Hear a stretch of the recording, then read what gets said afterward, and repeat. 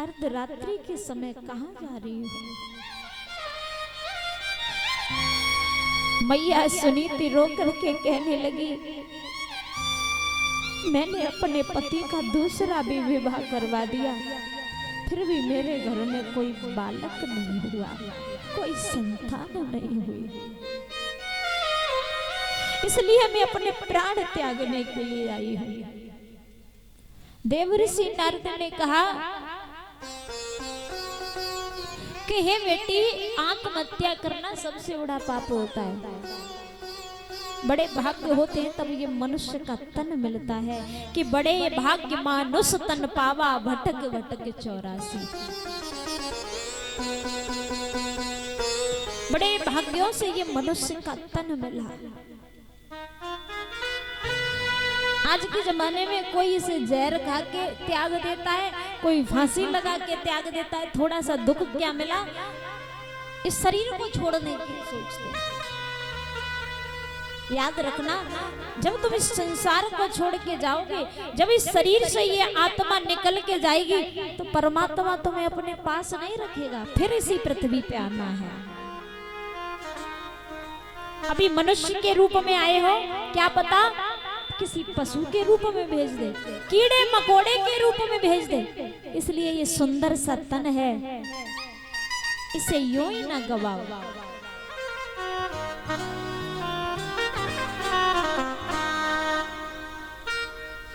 तो परीक्षित महाराज, देवर्षि नारद ने कहा कि हे बेटी, तुम लौट करके अपने घर जाओ और याद रखना, प्रत्येक शाम को भोजन कम खाना। परीक्षित महाराज, सबसे ज्यादा नशा किस चीज में होता है? भोजन में।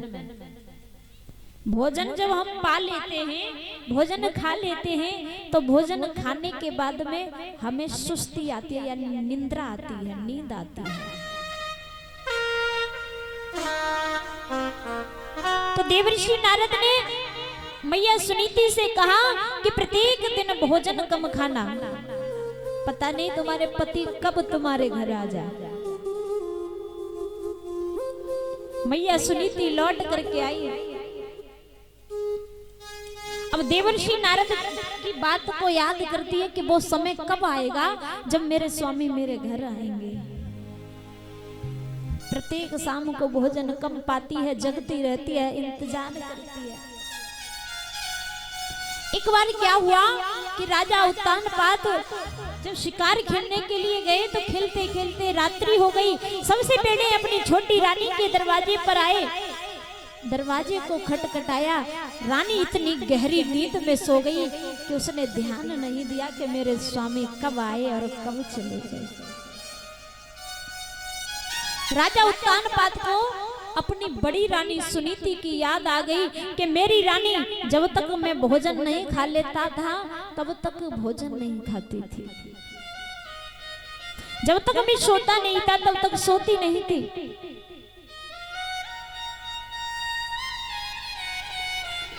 तो राजा उत्तानपाद अपनी बड़ी रानी सुनीति की झोपड़ी के पास में पहुंचे।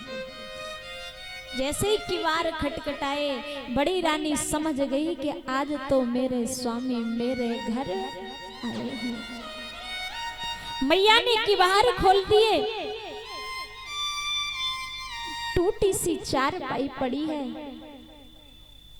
राजा उत्तानपाद को चारपाई पे बैठा लिया।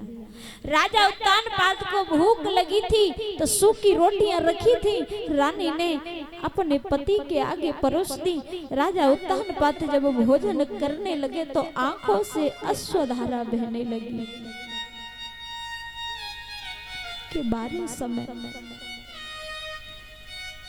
मेरी रानी कितने कष्ट झेल रही है।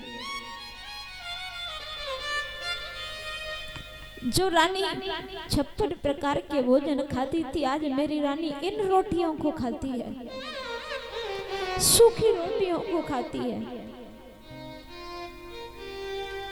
राजा उत्तानपाद ने वो पूरी रात्रि अपनी बड़ी रानी सुनीति के साथ में व्यतीत की। तो मैया सुनीति के गर्भ में भगवान के भक्त ध्रुव का उदय हुआ। बोली बांके बिहारी लाल की